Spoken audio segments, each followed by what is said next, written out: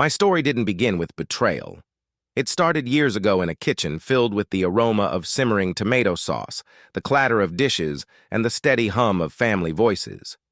As a boy, I watched my father orchestrate the madness of a Friday night dinner rush. He moved like a general in battle. Sharp, deliberate, never missing a step. Respect the food, respect the family, and you'll never go hungry. He'd say it wasn't just about cooking, it was about loyalty, tradition, and keeping our bloodline strong. By the time I was in my 20s, I had learned more about business than most men twice my age. My cousins and I grew up together, working the same kitchens, serving the same customers. But not all of us stayed on the straight path. Carlo, my closest cousin, was different. He had a way of handling things that didn't always align with the law. And while I stayed on the restaurant side of things, he built connections in places where debts were collected in blood. Then came Connie. She wasn't part of my world. She was a wild card, independent, confident, and with a smile that could make a man forget his own name. We met at a bar, introduced, through mutual friends, and it was supposed to be casual, but something about her kept me coming back. Before long, we weren't just dating. We were planning a future. My grandmother had reservations from the start. Her eyes, Sal, she had warned. They hide something. I laughed it off, convinced that I was in control. But control is an illusion. Over time, things shifted. Business was steady. Life was good, but there were cracks beneath the surface. Carlos started showing up more often, whispering about things he'd uncovered. I dismissed it, told myself that trust mattered more than suspicion. That was my mistake, because by the time I finally saw the truth, it was already too late. And now, driving through the neon-lit streets of London, I was about to confront the reality I had refused to see, navigating through London's nocturnal congestion. I steered toward the Marriott Hotel, my thoughts spiraling through countless scenarios. Every possibility was measured, each consequence analyzed. Within the next few hours, multiple lives would be thrown off course. Whose fate would be sealed by sunrise remained an open question. They call me Sal, short for Salvatore. My roots are deep in the Italian restaurant business, a legacy my family has nurtured in the UK since the late 60s. Beyond just feeding my immediate relatives, our enterprise has been the backbone of a vast network of kin. Our bond runs deep, unshaken by the fact that we no longer reside under one roof. Skipping a family gathering? Unthinkable. That would earn you nothing short of my grandmother's piercing glare, a silent but lethal judgment. She governs the family, with an unyielding grip, and her word is final. 7 years ago, I married Connie. We were both in our early 30s, coming off relationships that had left us feeling unfulfilled. We had our fun, dated casually, lived in the moment, and before long, we were exchanging vows. My grandmother never approved. She never voiced outright disapproval, just quiet vigilance. Before the wedding, she gave me a warning. Sal, be careful with that one. There's something in her eyes. Don't let your heart get reckless, her words echoed in my head as I steered through the city's streets. I wasn't rushing. I knew exactly where I was headed, and if anything changed, my phone would alert me. Even at this late hour, Marylebone Ard was congested. The neon glow of London reflected against my windshield as I turned toward the city center. My pulse picked up. This whole facade was reaching its conclusion. A month ago, I uncovered Connie's betrayal, secret meetings twice a month, stretching back half a year. A careless slip gave her away. One evening, I found a cheap hotel pen on our dresser. One I didn't recognize. I always stayed at the same hotel chain, collecting loyalty points, so the unfamiliar logo stood out. Later, I casually asked Connie if she had a pen. Without hesitation, she handed me the exact same one. My gut clenched. Something wasn't right. Instead of confronting her, I dug deeper. What had been a small crack in our marriage was now threatening to split wide open. That night I kept my suspicions to myself and went out with friends, two other couples, for drinks and dancing. Carlo and Joanna, a little older than us, were distant relatives and had long been involved in the family business. Carlo had a traditional mindset, sometimes crossing ethical lines, but his loyalty to me was unshakable. Joanna, small but sharp-witted, was the only one who could rein him in. Then there was Phil, a co-worker I bonded with over golf. His wife, Terry, and Connie were inseparable shopping companions, always returning with armfuls of designer bags. Lately, though, Terry had seemed off. When I brought it up to Connie, she dismissed it with a casual women's issues. That evening, as we drank, Carlo and Joanna arrived and our glasses were promptly refilled. One of the perks of my cousin managing the bar, Connie soaked up the attention, relishing the VIP treatment. Our table was strategically placed private, yet with a clear view of the entrance. That was always Carlo's unspoken rule. "Are Phil and Terry joining us?" Joanna asked. "I spoke to Terry earlier," Connie said. "They're coming, but Phil's running late." Carlo shot me a glance, his expression unreadable, before shaking his head subtly. Now wasn't the time to ask. I'd press him about it later. When Phil and Terry finally showed up, they looked unsettled, more than just hurried. Carlo's face remained stoic, but I knew him too well. He had noticed something. He always did. After dinner, we moved to the lounge where the women lost themselves, in the music. We stayed back, sipping cocktails and watching the crowd. When the tempo slowed, it was our turn to dance. Connie pressed close, smirking, whispering that we should leave early from across the room. I caught Phil and Terry swaying stiffly, their movements forced. "Something up with them?" I asked Connie. "They're fine," she said too quickly. When the women excused themselves to the restroom, the three of us remained at the table. "Everything all right?" Phil asked Carlo, his voice too casual. "Yeah, no issues," Carlo replied. But there was something in his tone, something off. Later, as we said our goodbyes, I noticed Connie speaking quietly with Phil, her tone urgent. "A red flag in the cab home," I asked. "What's going on with Phil and Terry?" "Nothing," she said, staring out the window with an unreadable smile. But I wasn't. Convinced. That night Connie was different, more passionate, almost desperate. Afterwards, she curled into me, murmuring, "That was amazing, baby. We should do this more often." Then she kissed me and added, "Just remember, I love you, Sal. Don't forget that." "I love you too," I told her. "You're my wife. No one's taking you from me, and I'll never give you a reason to leave." But something didn't sit right. The next morning, she left early for the gym while I stayed behind, nursing a headache. The events of the previous night played on repeat in my mind. Something was wrong. I grabbed my laptop and searched. The name on that pen, a discreet, high-end hotel, easy to access, private parking. I checked our browser history. Nothing. It had been wiped. A pit formed in my stomach. I reached for my phone. "Carlo, it's me. What's going on with Phil and Terry? You know something? Should I be worried?" "Meet me in my brother's bar this afternoon," he said. "Not over the phone." "Got it." "And Sal?" "Yeah, come alone." Now I was officially concerned. An hour later, Connie returned, looking refreshed from her workout. "Good session?" I asked. "Yeah, just what I needed," she said, tossing her purse onto the counter. "I'm heading to see Carlo. He needs to talk." "What about?" she asked, her expression shifting. "Sal, he still gives me the creeps. I don't get how you trust him." "Yeah, well, don't mistake him for a softie," I said. "You wouldn't like him for long." She held my gaze for a moment, unreadable. Everyone around me felt off at Carlo's brother's bar. I pressed the buzzer. Carlo opened the door, scanning the street before letting me in. That wasn't like him. "All right. What the hell's going on?" I demanded. "Your call freaked me out." Between. That and everything else, I don't know what to think. "Come inside," he said.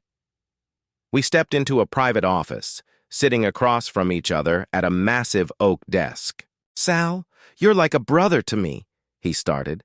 "I promised your father I'd always have your back, and I don't break my word. But what I'm about to tell you, it's going to hurt." My stomach tightened. I already knew this was about Connie. Carlo reached into a drawer, pulled out a thick manila envelope, and slid it across the desk. My heartbeat pounded in my ears. I didn't want to open it. Before I could reach for it, he placed a firm hand on top. "It's bad, isn't it?" I asked. He nodded. "I've got your back, Sal." When he finally let go, I picked up the envelope. It felt heavier than it should. My hand shook as I opened it. Photographs, high resolution, glossy. A man and a woman entwined, undressed in a cheap hotel room. I stared. Their faces were unmistakable. More pictures, different nights, different places, some in public, some painfully intimate. And then I froze. There she was, my wife in our bed with him. Sal. Carlo's voice broke through the haze. "You good?" I kept turning the photos over in my hands, my pulse hammering, my stomach twisting into knots. This wasn't just a betrayal, it was the complete destruction of my marriage. "Who is he?" My voice came out hoarse, raw. Carlo hesitated for just a moment. "Tony Drew, Phil's brother." And just like that, everything snapped into focus. The exchanged glances, the tension in the air, the secrecy. It all traced back to that damn hotel pen, my hands clenched into fists. "I'm going to eliminate him," Carlo exhaled sharply. "Don't be stupid. She's not worth it. Walk away. Let me handle him." I shook my head, jaw tight. No, this has to come from me. He needs to know exactly who's ending this. Carlos studied me for a moment before sighing. "I get it. You want him to feel it, but don't go in blind. There's more in that envelope. Is he married? Where does he live? He's single, divorced, no kids. Has a thing for married women. Says they come with less baggage." Carlos' jaw tightened, but this time he picked the wrong husband to mess with. I let out a slow breath, barely containing my rage. "So, what's the move?" Carlo poured a whiskey and slid the glass across the table. As I grabbed it, he swirled his own drink, watching me carefully. "How close are you to Phil?" he asked. "Because last night something was off. The way he acted with his wife and yours, he knows. If that's the case, is he really your friend?" My fingers tightened around the glass. I noticed it too. "And if Terry's involved, then I don't see a reason to keep either of them in my life." Carlo nodded. "We hit hard, hit fast, but first get a lawyer. If you're serious about cutting her loose, you need to be smart about it. Or are you considering working things out?" I let out a bitter laugh. If it was a one-time mistake, maybe. But this is beyond repair. Carlos set down his drink. "Then start protecting yourself now. Play this right and you walk away with something. Trust me, you'll need it." I rubbed my temples. I want them both to suffer. I want them to feel this. A slow smirk crossed his face as he slid a business card across the table. This guy, divorce lawyer, ruthless. No sympathy. He already knows the basics. Just say the word, and he'll handle the rest. And yeah, he's family. Despite the fury burning, inside me I smirked. Our family had connections everywhere. For the next hour, we strategized. I made the call. Cousin Carlo, the lawyer, got to work immediately. The papers wouldn't be served until everything was lined up in the meantime. I needed to determine just how deep Phil and Terry were wrapped up in this. I left Carlo's place with my head spinning. My grip on the steering wheel was so tight, my knuckles turned white. When I got home, the house was quiet. Connie was gone. A note sat on the kitchen counter. "Meeting up with Terry. Love you." I crumpled it and tossed it into the trash before dialing Carlo. "She says she's with Terry," I said. "I know. he replied. She's at Phil's place, but Terry isn't. There, just Phil. I've got a guy watching her. We'll keep an eye on her as long as needed. And Terry? If she makes a move, we'll know. 3 hours later, Connie walked through the door. Hey, love. She kissed my cheek and strolled into the kitchen. How was your day? I asked, studying her closely. Fine. She shrugged. Carlo wanted to talk about something, but we're working on a plan. She eyed me, waiting for details. I gave her nothing, forcing her to ask. Eventually, she did. Just some family business, I answered smoothly. He suspects his wife is cheating. Wanted some advice. I watched her reaction. She kept her expression neutral, but I caught the briefest flicker of hesitation. I'm sure they'll figure it out, she said, quickly looking away. The rest of the weekend dragged. I couldn't bring myself to touch her. Every time I looked at her, those images flashed through my mind. How could she act so normal? She was a better liar than I'd ever given her credit for. By Sunday night, she finally made a move. Sal, I need you tonight, she murmured. So I played my part. Afterward, we lay in silence. She watched me, confused. What's wrong? We've never done that before, she whispered. I turned to her, forcing a smile. Just needed to remind myself that you're mine. I lied. I love you, Connie. I don't want to lose you. She smiled and curled into me, pressing a kiss to my jaw. You won't, silly. I'm all yours. I kissed her back, even as her words cut through me like a blade. Once she fell asleep, I slipped out of bed, poured myself a drink and opened my laptop. A message from Carlo popped up. Everything's in motion, I typed back. Good. An hour later, I crawled back into bed, but sleep never came. The rage in my chest refused to settle. By morning, I was showered, dressed, and downstairs before Connie. She handed me a cup of coffee and a piece of toast. You were wild last night, she teased. I don't think I'll be ready for another round. For a few days. I forced a smile, swallowing my disgust. She sipped her coffee. I have to go to Leeds on Wednesday, just overnight. That okay? For what? Something with a cousin I told you about. No big deal. She rolled her eyes. Carlos still creeps me out. I smirked. You'd be surprised how useful he can be, but trust me, you don't want to be on his bad side. For just a second, her face paled. She was calculating something. I checked my watch and stood. I got to head out. Be a good girl while I'm gone. Before she could respond, I kissed the top of her head and walked out. I drove straight to the lawyer's office. We went over my options and I signed the paperwork. By Wednesday, everything would be finalized. Next stop, the bank. I drained our savings into a new account under my name, wired a portion to Carlo to hold, and emptied the safe deposit box. Connie's credit cards. Canceled. She'd feel it soon enough at the office. My assistant, Sadie, had everything running. Smoothly, but she was watching me. I sighed. Sadie, things are about to get complicated. If I'm not around, you know what to do. Of course, boss. Then she hesitated. Is there anything else I can do? She was sharp. Always had been. Connie's cheating, I said flatly. Her eyes widened. You're serious? I nodded. She saw the exhaustion in my face, and without hesitation, she shut the office door. Then, unexpectedly, she hugged me. For the first time since discovering the truth, I felt my chest crack open. She held me until I steadied myself, then cupped my face with both hands. Sal, you're a good man. Don't let this break you. What's the plan? I'm divorcing her, I said, and I'm making sure that fool pays. She exhaled. Yeah, I figured. Just be careful. I nodded. By the end of the day, everything was in motion, and Connie, she had no idea what was coming. That night, we sat on the couch watching TV when her phone rang.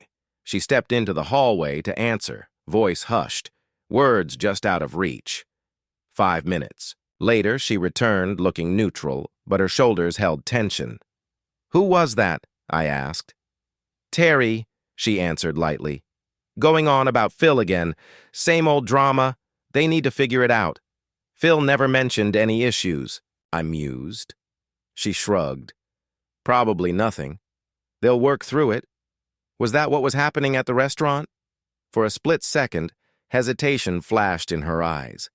Yeah, she answered too smoothly. I just smirked. Tomorrow I'd visit Phil, stir the pot, see what shook loose. The next morning I was still groggy when Sal brushed past me on his way out. Busy. Day before I leave tomorrow. Love you, he said, kissing my cheek like usual before heading to the garage. Something felt different. I stood in the kitchen sipping my coffee, lost in thought. My mind drifted to Tony. Everything had been going so well until last week. I had met Tony a few months ago on a night out with Terry. We were at a small club with some friends when he walked in. Seeing his sister-in-law, he approached the group, flashing that signature smile, and offered everyone a drink. The women exchanged glances, appreciating the good-looking man in their presence, but the second our eyes met, something changed. Terry noticed immediately. Stay away from Tony, she warned in a low voice. He's a real piece of crap. He even hit on me before. He'll go after anyone with a pulse, especially married ones. I laughed, waving her off. Relax, I have Sal. But honestly, Terry, he's smooth. Even you have to admit that. Terry shook her head. Serious. One word. Don't. But something had already shifted in my mind. The rest of the night passed uneventfully, at least as far as Terry knew. But at some point, Tony slipped me his number. At first, it was harmless. A few playful texts, some teasing calls. Then the next time we all went out, Tony was there again. This time, there was dancing. And as soon as he had me in his arms, he started working on me, flattering words, lingering hands, that electrifying tension. I didn't even realize how much time had passed until Terry grabbed my elbow, pulling me away. You spent the entire night with him, she scolded as we walked out of the club. It's nothing, I insisted, brushing her off. But Tony had already decided. He was going to have me. Over the next few weeks, the calls increased. The flirting turned into something deeper. The tension between us was undeniable. Then one night, everything changed. Terry canceled our plans and Tony saw his opening. Just a drink, he coaxed over the phone his friends. I hesitated, but deep down I had already decided. I got dressed as if I were going out with Terry, but this time it felt different. That night after drinks, he took me to the Marriott Hotel. Hours slipped away in a blur of tangled sheets and whispered words. When I finally noticed the time, panic set in. I rushed to get dressed, my hands shaking as I texted Sal, waiting for a cab. Be home soon. That night terrified me, but when I slipped into bed, Sal was already asleep. I lay there, heart pounding, hoping that by morning the guilt would fade. It didn't. The affair continued. Girls' nights became excuses. Daytime meetups at the hotel became routine. When Sal was away for business, I spent entire nights with Tony. Terry figured it out fast. You need to stop, she warned, her voice sharp. You're going to get caught, Connie, and when you do, it's not going to be pretty. She even fought with Phil about it, demanding he talk to Tony. She wanted him to put a stop to it before everything imploded. Phil did try once. You need to stop seeing my brother, he told me quietly at the restaurant. This is getting out of hand. I lashed out, denying everything. My voice was sharp enough to turn heads. Phil backed off. What else could he do? Now I sat at the kitchen table, sipping my coffee, replaying everything. Tony didn't love me. I knew that I was just a game to him. Tomorrow, I told myself. Tomorrow would be the last time. One more night. Then I'd end it. But convincing Tony? That was another story. By the time I got home, it was late. The lawyer's paperwork sat in my car, ready to be mailed in the morning. Connie was in the living room when I walked in. I didn't say a word, just headed straight to the liquor cabinet and poured myself a drink. Rough day? She asked hesitantly. I met her gaze, a flicker of something in her eyes. Fear. Yeah, I said flatly, swallowing the whiskey, taking a shower, meeting Carlo tomorrow. I walked past her up the stairs. She felt the shift, sensed the storm brewing, and she knew why. Tomorrow, it would all come crashing down under the scalding water. I let my tears mix with the spray. My marriage, my life, everything I had built. It was wrecked, and there was no fixing it. By the time I stepped out, I had pulled myself together.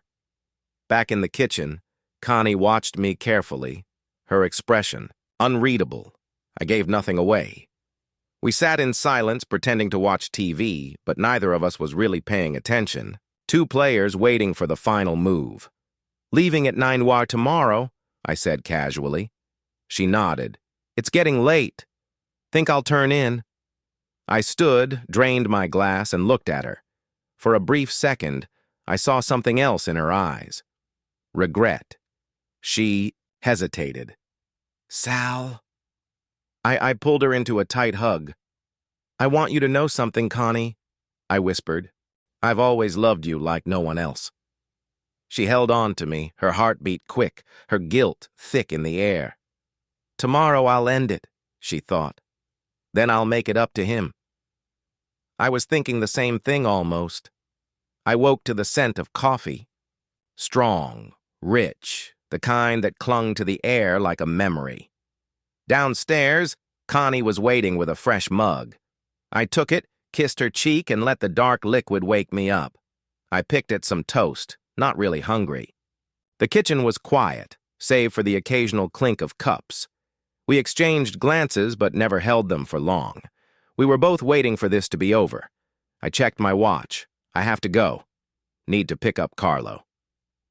I downed the rest of my coffee and stood gripping the handle of my overnight bag.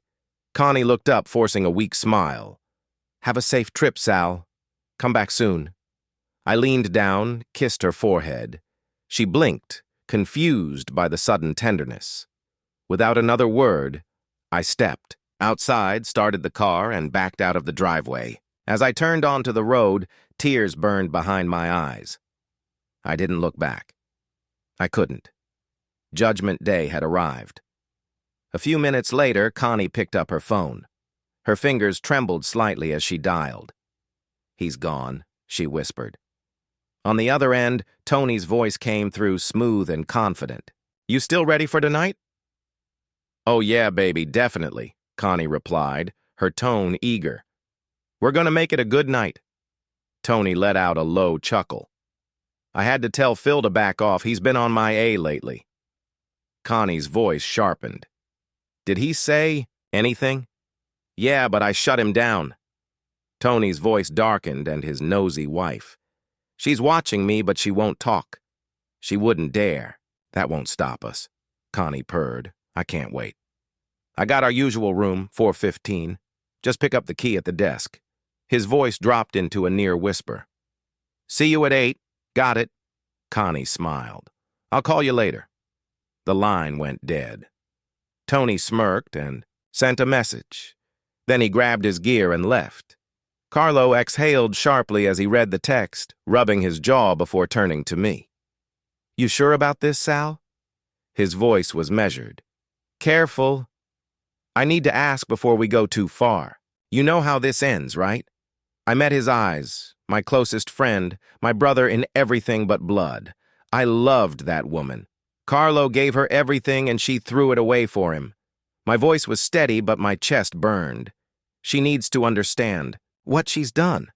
And he needs to pay. Carlo studied me for a long moment, then nodded. I get it. He reached into his desk drawer and pulled out a tool. Placing it on the table between us, the steel gleamed under the low light. I stared at it, feeling the weight of what was coming. This will solve part of your problem, Carlos said quietly. He slid a handful of bullets next to the tool. Load it. Sal. Not because you have to use it, but because you need to know you can. I picked up the tool, the cold metal settling into my palm. My hands moved instinctively, loading each round with precision before snapping the cylinder shut. I placed the tool back on the table. Carlo watched me. You good? I nodded. All right, we have time. Let's eat first. Then I'll fill you in on the plan. He leaned back, stretching his arms. Was thinking of calling Phil. See how much he knows? Find out why he didn't warn us. I shook my head. Leave it. If we push now, we give them a reason to cover their tracks. We wait. Carlo sighed. Yeah, you're right. We walked into the bar where Carlo introduced me to his brother, Alfredo. Good to finally meet you, Sal, Alfredo said, shaking my hand. Carlos told me a lot. A waitress appeared with food, setting it in front of us. She smiled. Hi, Sal. I'm Alicia. My Uncle Carlo has told me a lot about you. Alfredo shot her a look. Alicia. I smirked. Nice to meet you. Lunch passed in a strangely normal atmosphere. The hum of conversation, the clinking of glasses, it all felt surreal. Then my phone rang. It was Connie, I answered smoothly. Hi, love. How's your day? Just checking in, she replied.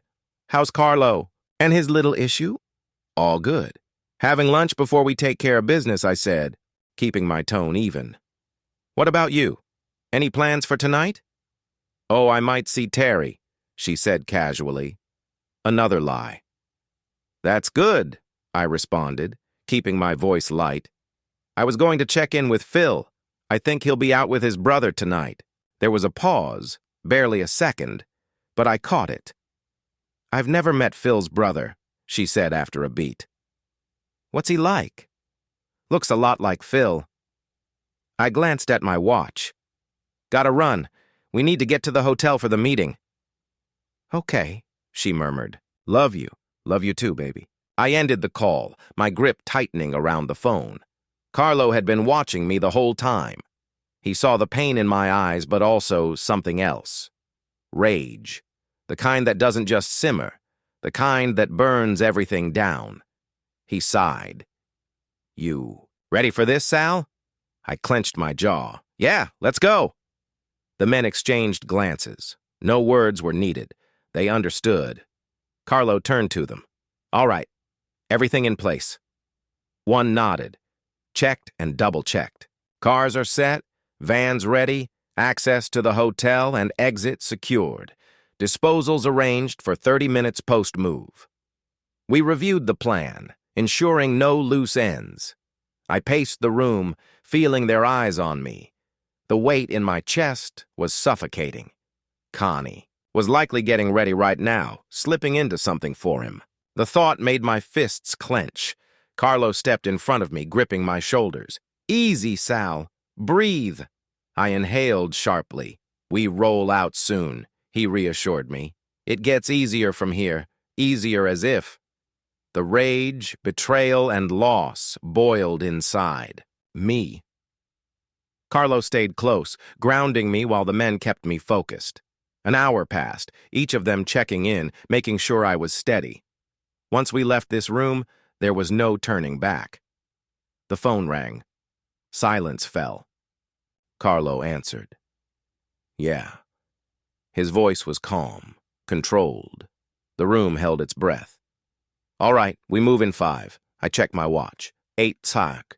Time had vanished. The men headed to their vehicles, positioning the van closer. Carlo gave me one last look. Sal, last chance. You don't have to do this. I locked eyes with him, jaw tight. That fool disrespected me, my family. He thinks there are no consequences. I'm about to change that. Carlo nodded, clapping my shoulder as we stepped out. We slid into the waiting black Mercedes, the tension thick. We parked 200 yards from the hotel. No one spoke. At 9, Carlo's phone buzzed. He glanced at it, then met my eyes. They're here. Pain knifed through my chest. My hands curled into fists.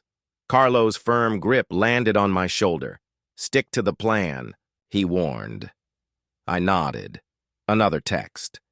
The guys are in position. Everything was set. Entry, exit, timing. Precision was key.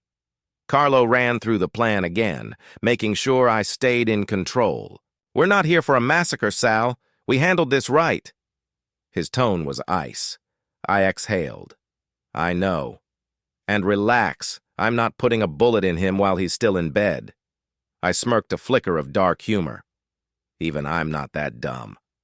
Carlo slapped the back of my head. This isn't a joke, Sal. Get a grip. Minutes passed. Another message. We're in. Exit secured. Carlo checked his watch. It was time. His heartbeat quickened, breath steady but heavier. Now he opened the glove compartment, slipping. Brass knuckles onto his fingers. The car door clicked open. I followed, my pulse pounding as we moved through the hotel lobby, blending in. The place buzzed with late-night guests, none of them paying us any attention at the elevator. We stood in silence. The doors slid open. A couple stepped out, lost in conversation. We entered 4th floor. The doors chimed. My heart pounded so loud I barely heard it. Carlo led the way to room 415. 4 men in hotel staff uniforms approached with a laundry cart. Small details set them apart. The way they moved, the way they carried themselves. One held a key card, another a taser. Carlo pointed to the security. Cameras. Disabled. We have 5 minutes. The key card swiped, a green light flashed, and the lock clicked open. We already knew the layout. The bedroom was down a short hall past the sitting area. Without hesitation, we moved. A dress lay discarded, on the floor. I knew that dress. She'd worn it for me. My stomach twisted, but there was no room for hesitation. The men entered first. My job was simple. Let them take him, then I'd deal with her. Carlo stepped in. Dim light cast shadows across the bed. Tony, on top of my wife, oblivious. Then came the sound of the laundry cart rolling over the threshold. Tony turned his head slightly, his brows furrowing, and then zap. The taser shot him square in the A, his body convulsed, locking up as volts ripped through him. Connie screamed. Tony twitched, muscles seizing as his weight pinned her down in. A series of uncontrolled spasms. 2 men grabbed him, yanking him off the bed. It was over in seconds. Connie shrieked, about to scream again.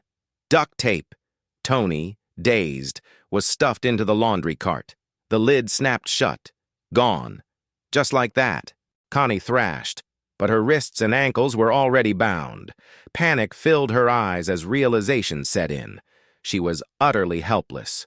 The overhead light flicked on. I stepped forward. She lay frozen on the bed, her eyes darting between the masked men and me. Slowly, I pulled my Colt and aimed it at her face. She whimpered, flinching, trying to retreat, muffled cries spilling through the gag as tears streamed down her face. I stepped closer, letting the silence press down on her.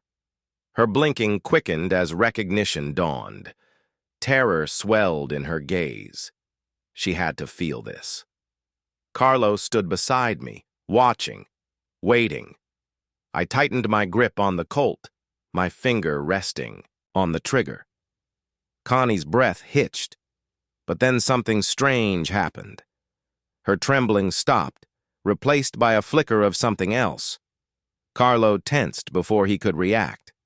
I pulled the trigger. Click an empty chamber. Connie shrieked, convulsing with terror. Her body jerked so violently she lost control of herself. A wet stain spread across the sheets as she yaksoned herself. Carlo snatched the Colt from my hand, exhaling sharply before laughing under his breath. "Jesus, Sal," he muttered, shaking his head. I didn't move.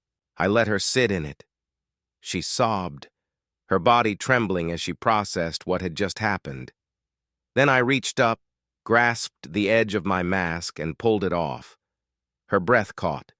Her pupils blew wide. Then she passed out. Carlo checked his phone, gave a nod. Time to go. We slipped out through the service stairs, vanishing into the night. Minutes later, back in the car, neither of us spoke. The city lights blurred past. Carlo smirked. "Took the bullets out, huh?" I chuckled, low and dark. "Had you worried? Thought you snapped." "Nah, I wasn't going down for that witch, but damn, it felt good to scare her. Carlo exhaled. Guess she'll get the message when she sees Tony again. The guys will handle him. I nodded. I need to be sure. We rode in silence at Alfredo's bar. Drinks were poured, and we sat in the back, firelight flickering across the walls. The exhaustion seeped in. Carlos's phone buzzed. He glanced at it, then smirked. It's done. I let out a slow breath. The boys are on their way, he added. I ran, a hand down my face. I don't know how to thank them. Shut up, Sal. Carlo's voice was firm. It's over. Now you deal with her and you don't need my permission for how. I nodded. Nothing else needed to be said. For the first time, I thought about what came next. Connie knew. She knew I had been in that hotel room, that I had seen everything. Would she even come home? I doubted it. I needed to reroute the divorce papers. She wouldn't step foot in our house after tonight. She'd run straight to Terry's. I picked up my phone. Change the delivery address, I said. Carlo just shook his head and took a sip of his drink. After a few restless hours of sleep, Alicia woke me with a steaming mug of coffee. It's lunchtime, Sal, she smirked. You've got 30 minutes, Carlo says. You have an afternoon flight, so get moving. She patted my shoulder and left. I sat up slowly, rubbing my face. My reflection stared back at me from across the room. I recognized him, but he wasn't the same. I wasn't the same. Last night I had nearly eliminated a man. I had watched him dragged away, his fate sealed, and I felt nothing. No regret, no guilt. Whatever happened to Tony now, that was on him. I just hoped it hurt. I got dressed and joined the others at the table. The normalcy of breakfast felt surreal, yet grounding. We ate, talked, even laughed, but soon it was time to leave. We stepped outside, the cold air biting. I waved at the faces watching me go. Alfredo, Alicia, the others. Their concern was evident. I wasn't alone. That mattered. As Carlo drove, I stared out the window, the city blurring past. The drive home felt like a countdown to something inevitable. With each mile, the anger faded, replaced by something hollow. I'd spent years loving Connie. Even after everything, some part of me still did when we pulled up to Carlo's house. Joanna was already outside. The second he stepped out, she wrapped her arms around him like she hadn't seen him in years. I swallowed hard. Then she turned to me, pulling me into a warm embrace. Sal, it's going to be okay, she whispered. There's always a tomorrow, even when it feels like there isn't. You'll get through this. I couldn't respond. Carlo gave me a firm hug before stepping back. Call me later. I nodded and drove off. For the first time in hours, I was alone. The house was dark when I pulled into the driveway. Inside, the heating was on, but it did little to warm the silence. I moved through the rooms, living room, kitchen, nothing. 6 p.m. Connie should have been home unless she thought she could save our marriage. I pulled out my phone. No calls, no messages. I sank into a chair in the living room, the quiet pressing down on me. What a anticlimax, I muttered. The anger I had buried started to rise again. My gaze landed on a framed photo of us on the mantel. Without thinking, I grabbed it and hurled it across the room. The silver frame shattered against the wall, glass scattering across the floor. Screw you, I growled. I was still staring at the broken shards when the phone rang. I grabbed it, my grip tightening. Yeah, a hesitant voice came through the line. Oh, I'm sorry. Is that you, Sal? I recognized the voice instantly. Yes, it's me, I said, my tone sharp. What do you want? It's Terry. She hesitated, then added, Sal, Connie's here. She's in bad shape. I exhaled slowly. Is she? Terry's voice softened. She won't talk. She doesn't want to go home. She thinks you might hurt her. A dry, humorless chuckle escaped me. Interesting. She's in no condition to drive, Sal. I cut her off. Is she with you now? Yes. Hand her the phone. More silence. Then, Terry came back. She won't talk to you. She's terrified. I smirked. That tells me everything I need to know. I leaned back in my chair and spoke calmly. Ask her what happened. Let's see what she says. Muffled voices drifted through the phone, then a scream. A moment later, Terry returned to the line, her voice unsteady. Sal, I don't know what to tell you. I do, I said. A pause. Terry hesitated. What do you mean? I know, Terry. I know everything. Silence, then a sharp inhale. Oh my God, I heard her. Turn away from the receiver, relaying my words to Connie. Another scream, then sobbing. When Terry spoke again, her voice wavered. Sal, I'm so sorry. Me too. She took a shaky breath. Phil and I, we tried to stop it. We fought with her so many times, but she wouldn't listen. Tony. I know about Tony. I cut in. A strangled sound escaped her. Oh, God. And I know exactly when and where I'll be seeing him again. My voice was ice. Believe me, he's going to pay. Sal, I swear. Phil and I tried. We both did. She wouldn't stop. We didn't know how to tell you. I sighed. I don't blame you, but I wish you'd told me sooner. I know, she whispered. I'm sorry. It doesn't matter now. I exhaled slowly, forcing the last of my patience out with my breath. Tell Connie I'm not coming to get her. Her stuff will be packed and ready. If she doesn't pick it up, it's going in the trash, Sal. I mean everything, Terry. She doesn't live here anymore. Terry hesitated, as if searching for the right words. And tell her to expect a delivery. I continued. I had the papers rerouted to your place. Figured she'd run to you. I heard a nervous shuffle on the other end. They should be arriving any minute now. I ran a hand through my hair. Tell her to think before she calls me. Okay, Sal. Her voice was barely a whisper. I hung up. The house was silent again. The anger drained out of me. The game was over. Maybe Connie had been gone long before I ever caught her. Maybe I had just been too blind to see it. I hated her. I loved her. I missed her. I poured myself a drink and took a slow sip. The burn felt good. I let the whiskey do its job, dulling everything into nothing. I woke up with a mouth like sandpaper and a dull, familiar headache. Dragging myself to the shower, I let the hot water rinse away what was left of last night. Downstairs, I turned on the coffee maker, took a swig of orange juice straight from the carton, and waited at exactly 7:30 a.m. My phone rang. Yeah, Sal, it's Carlo. His voice was low. Just checking in. Wanted to make sure you hadn't done anything too stupid. I'm fine, I muttered.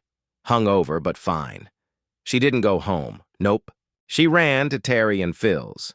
I let her know I knew everything. Haven't heard from her since. Carlo chuckled.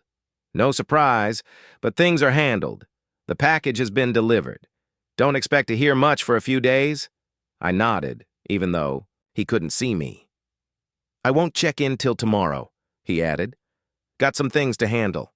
The family sends their regards. Understood. Call if you need anything. I will. The line went dead.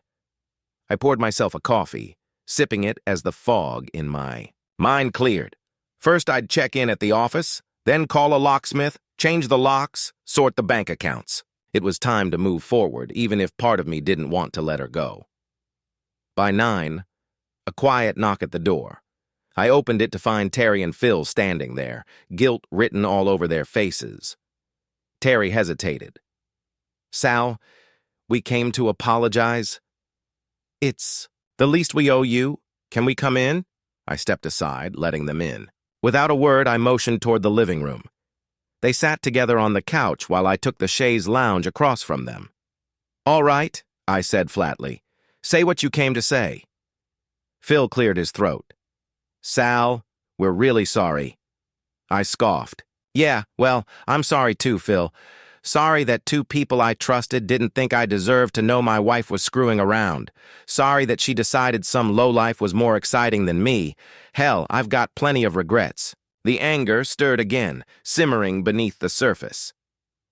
"Sal, we tried to stop her," Terry pleaded. "Both of them, but they wouldn't listen.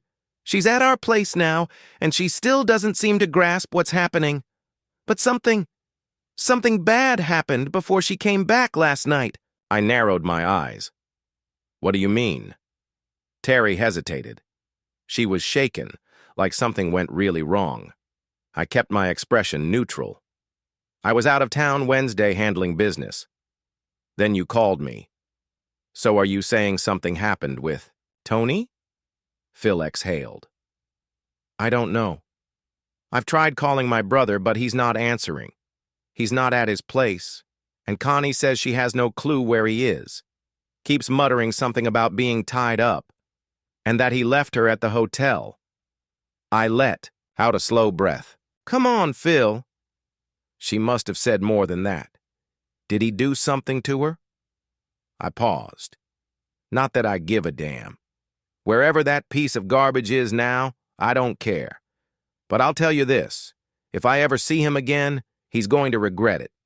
You understand me? Phil and Terry exchanged a glance, startled by the ice in my voice. "Anyway," I continued, exhaling sharply, "aside from that waste of space, how's Connie holding up? I assume she got the papers." Terry nodded. "Yeah, she fell apart at first, then just shut down. But when she saw the divorce papers, it really hit her. Good." I leaned back. Maybe she'll replay that night over and over again. Maybe she'll feel a fraction of the pain she put me through. Terry bit her lip. "Sal, I know you're angry, but are you sure this is the end? You two were good together. Can't you at least talk to her? Divorce is a big step." I stared at her. "A big step? No, Terry. Spreading her legs for another man was a big step. This is just consequences." Terry's eyes filled with tears. "Sal, please just talk to her. She deserves that much." My jaw clenched. I had always liked Terry and Phil, even after their silence in all this. And despite everything, part of me couldn't deny that her words carried weight. I exhaled.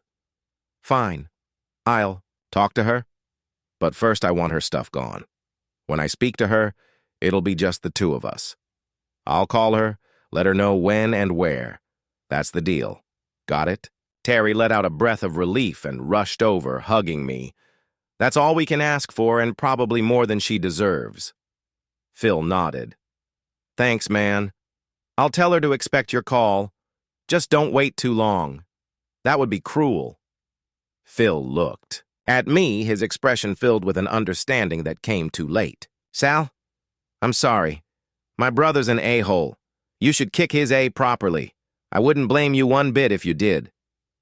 I didn't respond, just watched as they got into their car and drove off, heading back to my soon-to-be ex-wife. I sat back, replaying Terry's words. I needed to talk to Connie, but not yet. I needed to cool down first. Trusting that woman again, even at arm's length, was already a stretch. I poured another coffee, the bitterness grounding me. Then I called Sadie. For the next half hour, she updated me on the office. What a woman. She practically ran the place better than I did. And of course, she had opinions about Connie like listening to my mother.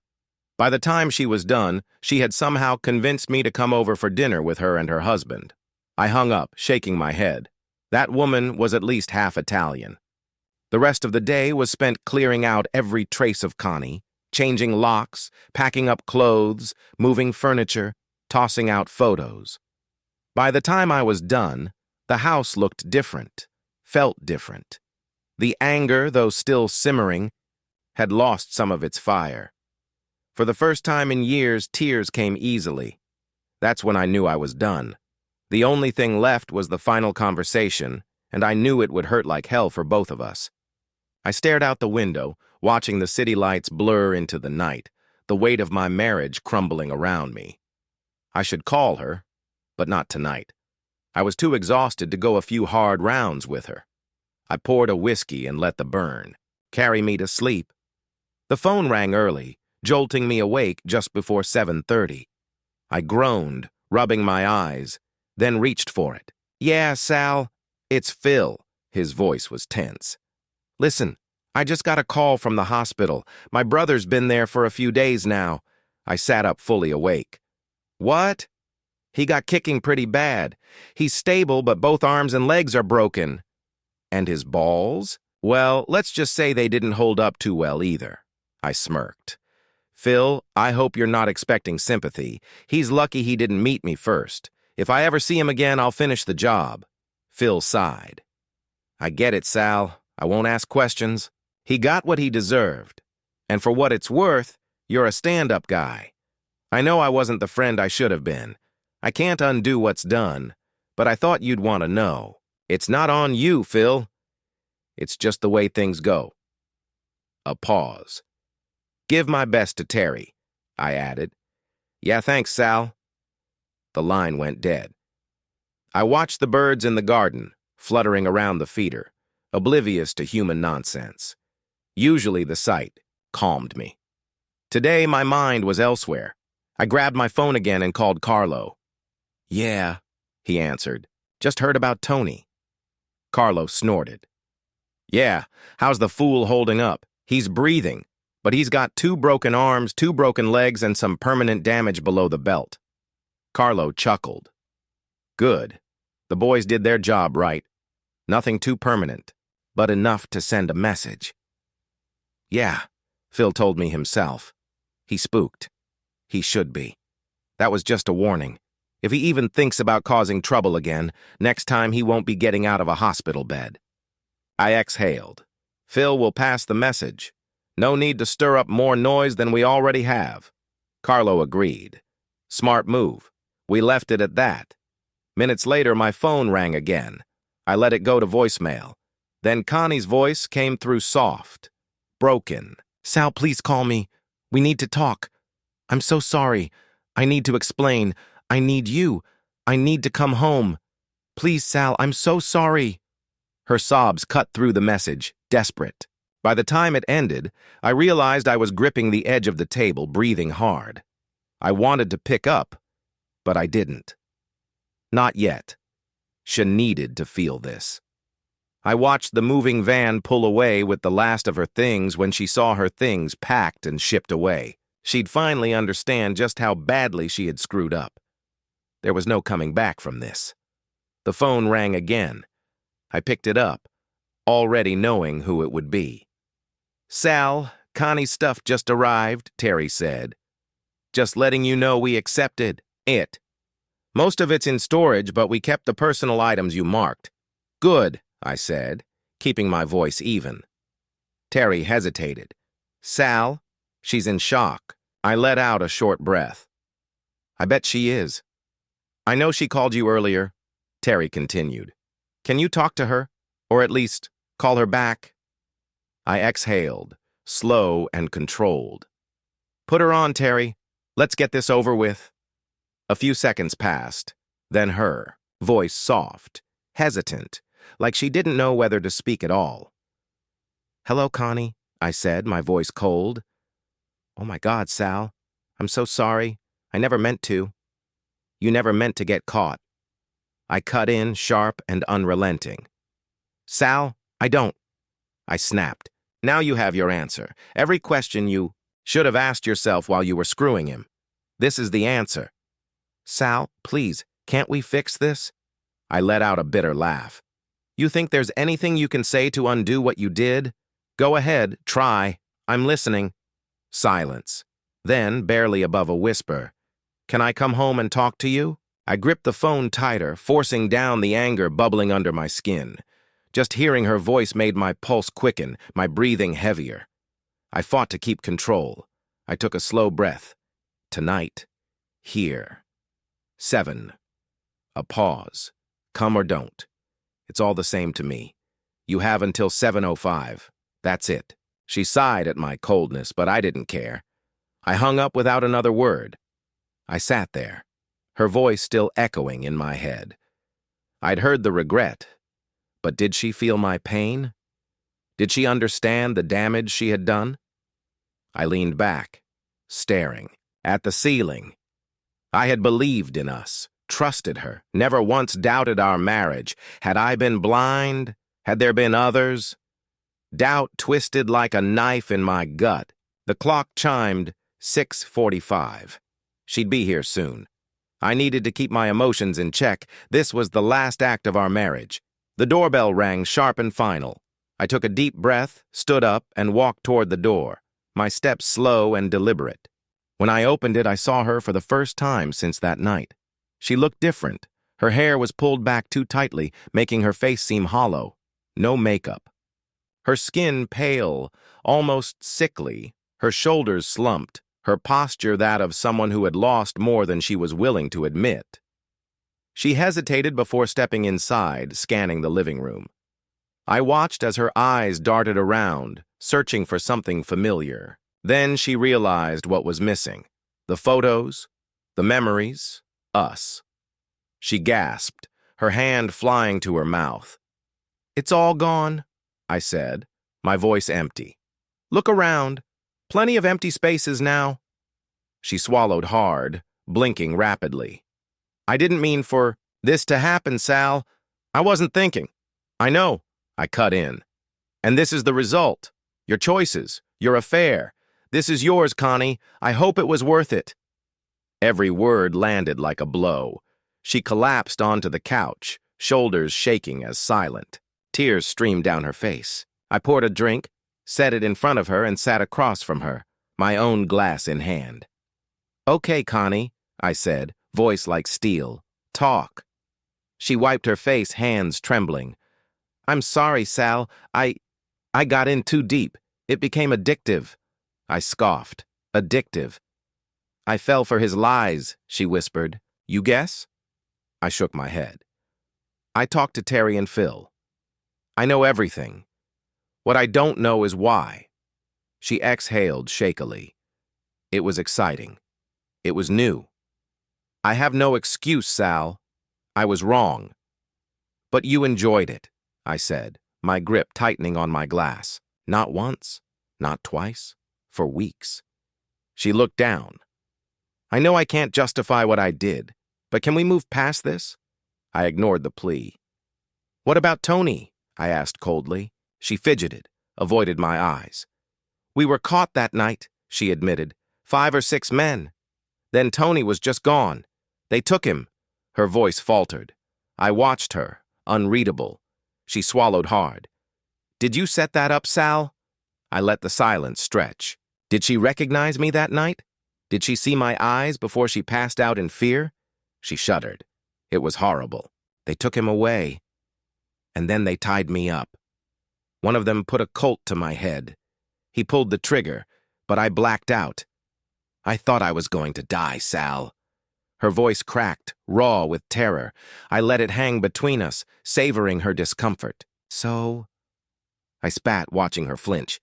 "What happened to your lover?" "Sal, don't call him that," she whispered. "He's not my lover." "Yes, I." She swallowed hard. "Yes, I slept with him, but I never loved him." "I love you, Sal, only you," I scoffed. "You love me. You loved me so much that you spent weeks screwing around." She shrank back.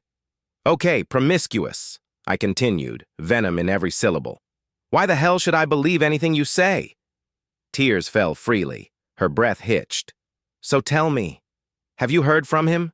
She wiped her face. "No, Phil said he's in a hospital somewhere." "That's all I know. I don't want to know. He ruined my life, Sal. I wish he were dead." I smirked. "Well, for once, we agree on something." She stiffened at my tone. I watched her carefully. She wasn't mourning him. She wasn't heartbroken. She was terrified not of losing him, but of me. Silence stretched between us. I let it. Her gaze swept the room, searching, and then she froze. Her breath caught as she registered what was missing, the mantle. Her lips parted in a silent gasp. Slowly, she stood and ran her fingers over the empty spaces where our life had once been displayed. When she turned to face me, her eyes were pleading.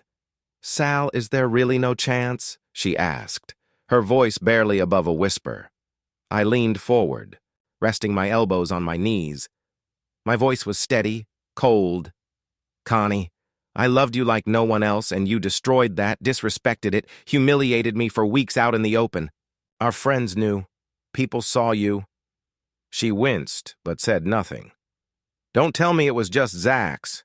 You knew exactly what you were doing." A shiver ran through her.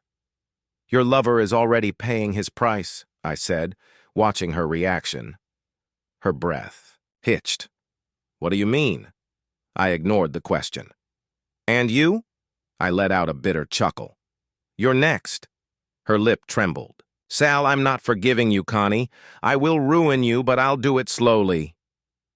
Her hands shook as she set her glass down, careful not to let it clink against the table. "Connie, we're done." She searched my face for hope. There was none. "Sign the divorce papers," I said, standing. "Let's end this farce. Sal, please, I don't want to see you. I don't want to know you." I walked to the door, pulled it open, and leveled her with a final cutting look. "Now get the freak out of my house!"